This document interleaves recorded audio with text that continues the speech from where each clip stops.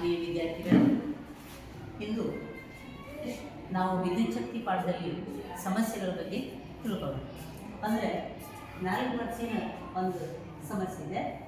ಯಾವುದಪ್ಪ ಅಂತಂದರೆ 220 ವ್ಯಾಟ್ ಜನರೇಟರ್ಗೆ ಸಂಪರ್ಕಿಸುವ ಒಂದು ವಾಷಿಂಗ್ ಮಷೀನ್ 10 ಆಂಪಿಯರ್ ವಿದ್ಯುತ್ತನ್ನು ಸೆಳೆಯುತ್ತದೆ.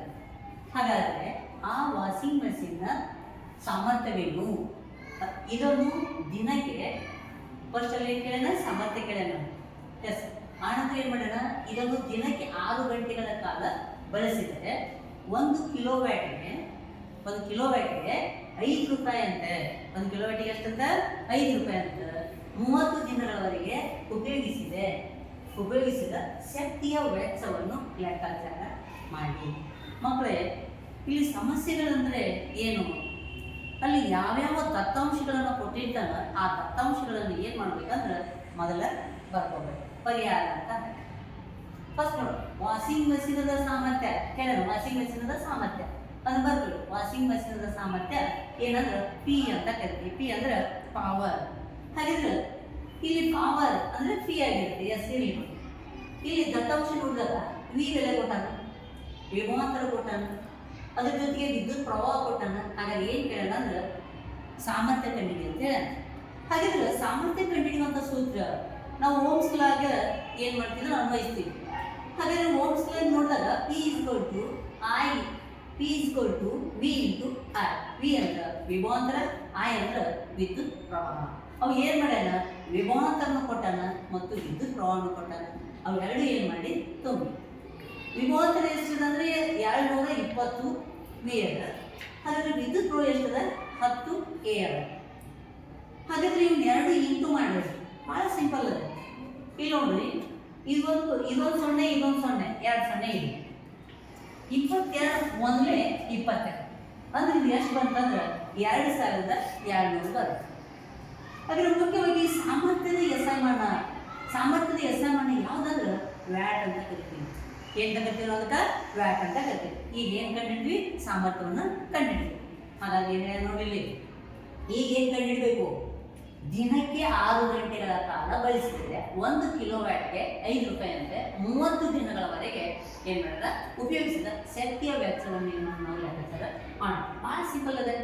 ದಿನ ಅಂತ ಹಾಕಿ, ದಿನ ಇಂಟು ಕಾಲ ಇಂಟು ಸಾಮರ್ಥ್ಯ, ಇಷ್ಟು ಮಾಡಿದರೆ ಸಾಕಾಗುತ್ತೆ. ಹಾಗಾದ್ರೆ ದಿನ ಅಂತ ಕೊಟ್ಟಾನ, ಎಷ್ಟು ದಿನ ಕೊಟ್ಟಾನ? 30 ದಿನಗಳು ಕೊಟ್ಟಾನ. ಹಾಗಾದ್ರೆ ಗಂಟೆಗಳು ಅಂತ ಕೊಟ್ಟಾನ, ಟೈಮಿಂಗ್ ಕೊಟ್ಟಾನ. ಎಷ್ಟು ಗಂಟೆ ಅಂದ್ರೆ 6 ಗಂಟೆಯನ್ನು ಕೊಟ್ಟಾನ. ಹೌದಾ? ಹಾಗಿದ್ರೆ ಇಲ್ಲಿ ನಾವು ಸಾಮರ್ಥ್ಯವನ್ನು ಕಂಡುಹಿಡಿದ್ವಲ್ಲ, 2200 ವ್ಯಾಟ್ ಬಂತಿಲ್ಲ. ಅವಾಗ ಏನು ಮಾಡ್ಬೇಕಂದ್ರೆ ಇದನ್ನ ವ್ಯಾಟನ್ನು ಬರ್ಕೊಳ್ತೀವಿ, ಅಂದ್ರೆ ಸಾಮರ್ಥ್ಯವನ್ನು ಬರ್ಕೊಳ್ತೀವಿ. ಅವಾಗ ಏನು ಮಾಡ್ಬೇಕು? 30 ಇಂಟು 6 ಮಾಡ್ಬೇಕು. ಎಷ್ಟು ಮಾಡ್ಬೇಕು? ಇದನ್ನ 30 ಇಂಟು 6. ಹಾಗಿದ್ರೆ ಇದು ಬಂದಿದ್ದನ್ನೇ ಇಂಟು ಮಾಡ್ಬೇಕು. ಇದಕ್ಕೆ ಎಷ್ಟು ಬರ್ತಿತ್ತು ನೋಡಿ ಸರ್. ಹಾಗಿದ್ರೆ 30 ಇಂಟು 6 ಇಂಟು 2200. ಹಾಗಿದ್ರೆ ಇದನ್ನ 3×6 18 ಅಂದ್ರೆ 180 ಆಗುತ್ತೆ. ಇಲ್ಲಿ ಬರೀತೀನಿ ನೋಡಿ ಮಕ್ಕಳೇ, 180 ಇಂಟು ಎಷ್ಟಿದೆ ಇಲ್ಲಿ? 2200 ಐತಿಲ್ಲ. ಅದನ್ನ ಏನು ಮಾಡ್ಬೇಕಂದ್ರೆ ಇಂಟು 2200 ಮಾಡಬೇಕು. ಅವಾಗ ಇವೆರಡು ಇಂಟು ಮಾಡಿದಾಗ ಎಷ್ಟು ಬರ್ತೈತಂದ್ರೆ ಇಲ್ಲಿ ಮಾಡಿದ ನೋಡಿ, ಅವ್ನು ಇಂಟು ಮಾಡಿದಾಗ 3,96,000 ಬರುತ್ತೆ. 3,96,000 ಬರುತ್ತೆ. ಅದು ಎದುರಾಗೈತಿ? ಮಾನ ಎದುರಾಗೈತೆ ಅಂದ್ರೆ ವ್ಯಾಟ್ ಒಳಗದ. ವ್ಯಾಟ್ ಅನ್ನೋದು ಏನೋದು ಚಿಕ್ಕ ಮಾನ, ಅಂದ್ರೆ ಸಣ್ಣ ಮಾನ ಆಗಿರುತ್ತೆ. ಅದನ್ನು ನಾವು ಎಲ್ಲ ಮಾಡ್ಕೋಬೇಕಂದ್ರೆ ಕಿಲೋ ವ್ಯಾಟ್ ಒಳಗೆ ಮಾಡ್ಕೋಬೇಕು. ಆ ಕಿಲೋ ವ್ಯಾಟ್ ಮಾಡ್ಕೋಬೇಕಂತಂದ್ರೆ ಡಿವೈಡೆಡ್ ಬೈ ಏನು ಮಾಡ್ಬೇಕಂದ್ರೆ 1000 ಮಾಡಬೇಕು. ಆ 1000 ಮಾಡಿದಾಗ ಈ 3 ಪೂಜಿ ಏನಂತಾವ? ಕ್ಯಾನ್ಸಲ್ ಆಗ್ತಾವ. ಅವಾಗ ಎಷ್ಟು ಉಳಿತಂದ್ರೆ 396 ಉಳಿತೈತಿ. ಹಾಗಾದ್ರೆ 396 ಏನಿದು? ಇಲ್ಲಿ ಬರ್ತೀನಿ ನೋಡಿ, 396 ಇದು ಎಲ್ಲ ಬಂದೀಗ ಕಿಲೋ ವ್ಯಾಟ್ ಆದಾಗಾತು, ಕಿಲೋದಾಗಾತು. ಹಾಗಾದ್ರೆ ಕಿಲೋ ವ್ಯಾಟ್ ಮಾಡ್ಕೊಂಡ್ವಿ. ಹಾಗಾದ್ರೆ 1000 ವ್ಯಾಟ್ ಇಲ್ಲಿ ಬರ್ತೀನಿ ನೋಡಿ, 1000 ವ್ಯಾಟ್ ಅಂದ್ರೆ 1 ಕಿಲೋ ವ್ಯಾಟ್. 1000 ವ್ಯಾಟ್ ಅಂದ್ರೆ ಎಷ್ಟು? 1 ಕಿಲೋ. ಅದಕ್ಕೆ ನೋಡಿ, ನೀವು ಅಂಗಡಿಗೆ ಹೋದಾಗ 1000 ಗ್ರಾಮ್ ಅಂತ ಹೇಳ್ತೀವಿ. 1000 ಗ್ರಾಮ್ ಅಂದ್ರೆ 1 kg. ಹೌದಾ? ಗ್ರಾಮ್ ಅನ್ನೋದು ಏನಾಗೈತೆ ಅಂದ್ರೆ ಸಣ್ಣ ಅದನ್ನು ನಾವು ಎದ್ರಾಗ ಮಾಡ್ತೀವಿ ಅಂದ್ರೆ ಕಿಲೋದಾಗ ಮಾಡ್ಕೊತೀವಿ. ಅದೇ ರೀತಿ ವ್ಯಾಟ್ ಅನ್ನುವಂಥದ್ದು ಸಣ್ಣ ಮಾನ ಆಗೈತಿ, ಅದನ್ನ ಎದ್ರಾಗ ಮಾಡ್ಕೊಂತೀನಿ, ಕಿಲೋ ವ್ಯಾಟ್ ಒಳಗೆ ಮಾಡ್ಕೊಂಡಿ. ಹಾಗಾದ್ರೆ ನೋಡಿ 1 ಕಿಲೋ ವ್ಯಾಟ್ಗೆ ಅವಾಗ 1 ಕಿಲೋ ವ್ಯಾಟ್ಗೆ 5 ರೂಪಾಯಿ ಅಂತ ಹೇಳ. ಹಾಗಾದ್ರೆ ಎಷ್ಟು ಬಂದಿದೆ ಇಲ್ಲಿ? 1 ಕಿಲೋ ಈಗ 396 ಬಂದೈತಲ್ಲ ವ್ಯಾಟ್, ಕಿಲೋ ವ್ಯಾಟ್ ಬಂದೈತಿ, ಇಂಟು 5 ಮಾಡ್ಬಿಡು. ಇಲ್ಲಿ ಮಾಡಿ ನೋಡಿ ಮಾಡಿನ ಎಷ್ಟು? 396 ಇಂಟು 5, 5 30, ಕೆಲ ಬಂತು 3, 5 9 45, 45 3 ಎಷ್ಟು ಮಕ್ಕಳ? 45 3 ಎಷ್ಟು? 48, 48 ಈ 8 ಬರೆದು ಇಲ್ಲಿ 4 ಬರ್ದೇನೆ. ಹಾಗಾದ್ರೆ 5 3 15 ಹೌದಿಲ್ಲ? 5 3 15, 15 ನಾಲ್ಕು ಎಷ್ಟು? 19 ಅಲ್ಲ ಮಾತಾಡ್ರಿ, ಏನಾಗೋದಿಲ್ಲ ಮಾತಾಡಿ.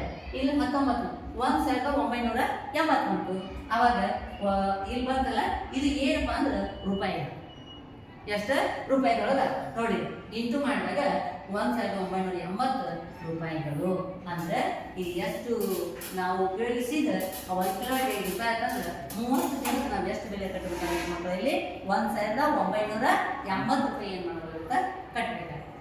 ಇನ್ನೊಂದು ಮುಖ್ಯವಾದಂಥ ಪ್ರಶ್ನೆಯನ್ನು ನಾನು ಡಿಸ್ಕಸ್ ಮಾಡ್ತೀನಿ. ಈ ಪಾಠದೊಳಗೆ ನಾವು ಏನು ಅಭ್ಯಾಸ ಮಾಡ್ತೀವಿ ಸರ್? 1 ಮಾರ್ಕ್ಸಿಗಂತೂ ಫಿಕ್ಸ್ ಇರುತ್ತೆ. ಏನು ಸರ್? SI ಮಾನಗಳು ಅಂತ. ಯಾವ ಮಾನಗಳು ಮಕ್ಕಳ? SI ಮಾನ. ಆದರೆ ಮುಖ್ಯವಾಗಿ ಇದ್ರೊಳಗೆ ನಾವು ಎಷ್ಟು SI ಮಾನಗಳನ್ನು ಮಾಡ್ತೀವಿ ಅಂದ್ರೆ 8 SI ಮಾನಗಳನ್ನು ಮಾಡ್ತೀವಿ. ಒಂದು ಯಾವುದಂದ್ರೆ ವಿದ್ಯುತ್ ಆವೇಶ. ವಿದ್ಯುತ್ ಆವೇಶವನ್ನು ಎಲ್ಲ ಹೇಳ್ತಾರ? ಕೂಲಂಬ್ ಅಂತ ಹೇಳ್ತಾರ. ಹಾಗಾದ್ರೆ ವಿದ್ಯುತ್ ಆವೇಶದ SI ಕೂಲಂಬ್. ಹೇಳಿ ಮಕ್ಕಳು ನೋಡೋಣ. ವಿದ್ಯುತ್ ಆವೇಶದ SI ಯಾವ್ದ? ಕೂಲಂಬ್. ಅದೇ ರೀತಿ ಎರಡನೇದಾಗ ಬರುತ್ತ ವಿದ್ಯುತ್ ಪ್ರವಾಹ. ಯಾವ ಪ್ರವಾಹ? ವಿದ್ಯುತ್ ಪ್ರವಾಹ. ವಿದ್ಯುತ್ ಪ್ರವಾಹನ ಎಲ್ಲ ಹೇಳ್ತಾರ ಅಂದ್ರ ಆಂಪಿಯರ್ ಒಳಗೆ ಹೇಳ್ತಾರ. ವಿದ್ಯುತ್ ಪ್ರವಾಹನ ಎಲ್ಲ ಹೇಳ್ತಾರ? ಆಂಪಿಯರ್ ಒಳಗೆ ಹೇಳ್ತಾರ. ಹಾಗೆ ವಿದ್ಯುತ್ ಪ್ರವಾಹದ ದರ ಅಂದ್ರ ಆವೇಶಗಳು ಎಷ್ಟು ಹರಿಯಾಕತ್ತಾವ ಅದ್ರ ದರವನ್ನ ಎಲ್ಲ ಹೇಳ್ತಾರ ಅಂದ್ರ ಆಮೀಟರ್ ಒಳಗೆ ಹೇಳ್ತಾರ. ಎಲ್ಲ ಹೇಳ್ತಾರ ಆಮೀಟರ್ ಒಳಗ ಹೇಳ್ತಾರ. ವಿಭವಾಂತರವನ್ನ ಎಲ್ಲ ಹೇಳ್ತಾರ? ವಿಭವಾಂತರನ ವೋಲ್ಟ್ ಒಳಗೆ ಹೇಳ್ತಾರ. ವಿಭವಾಂತರದ ದರವನ್ನ ಎಲ್ಲ ಹೇಳ್ತಾರ ಸರ್? ವೋಲ್ಟ್ ಮೀಟರ್ದಾಗ ಹೇಳ್ತಾರ. ಹೇಳ್ತಾರನ ವೋಲ್ಟ್ ಮೀಟರ್. ಹಾಗೆ ಇನ್ನೊಂದು ಬರುತ್ತೆ ರೋಧ ಅಂತ ಬರುತ್ತೆ. ರೋಧದ SI ಮಾನ ಯಾವ್ದಂದ್ರ ಓಮ್ ಆಗಿರ್ತೈತಿ. ಹಾಗಾದ್ರೆ ರೋಧಶೀಲತೆ SI ಮಾನ ಯಾವ್ದೈತಂದ್ರ ಓಮ್ ಮೀಟರ್ ಆಗಿರ್ತೈತಿ. ಏನಾಗೈತಿ? Ohm meter. ಹಾಗಾದ್ರೆ ನಾವು ಕಲ್ಕೊಂಡ್ವಲ್ಲ ಸಾಮರ್ಥ್ಯದ SI ಮಾನ ಯಾವ್ದಾಗೈತಿ? ವ್ಯಾಟ್ ಆಗೈತಿ. ಮಕ್ಕಳೇ, ನೀವು ಭಯ ಪಡೋದಕ್ಕಿಂತ ಹೆಚ್ಚು ಏನು ಮಾಡ್ಬೇಕಂದ್ರೆ ಅಭ್ಯಾಸವನ್ನ ಮಾಡಬೇಕಾಗುತ್ತೆ.